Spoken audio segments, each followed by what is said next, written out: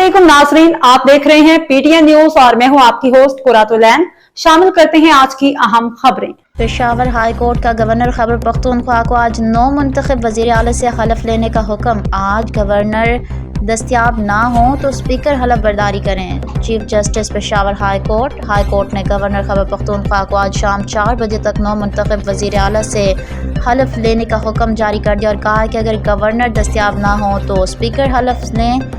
नए वज़ीर आला के हलफ बर्दारी से मुतालिक पीटीआई की दरख्वास्त पर समाअत हुई।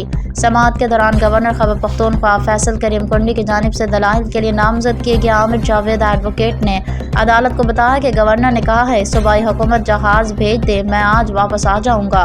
चीफ जस्टिस ने रिमार्क्स दिए कि एडवोकेट जनरल जहाज़ का बंदोबस्त करें, फिर जिस पर एडवोकेट जनरल शाह फैसल अतमान खेल ने जवाब दिया कि अब तो वज़ीर आला नहीं है, किसी को जहाज़ का बंदोबस्त करने का कहें। दौरान समाअत सलमान अकरम राजा ने अदालत में मौक़िफ़ इख्तियार किया कि अली अमीन गंडापुर ने असम्बली फ्लोर पर कहा कि उन्होंने इस्तीफ़ा दिया है। अली अमीन गंडापुर ने सबसे पहले नए वज़ीर आला सुहेल आफरीदी को वोट दिया। वज़ीर आला इस्तीफ़ा दे तो आइन में मंजूरी का कोई तसव्वुर नहीं है, नए वज़ीर आला का इंतखाब हो तो फिर हलफ लेना लाजमी है।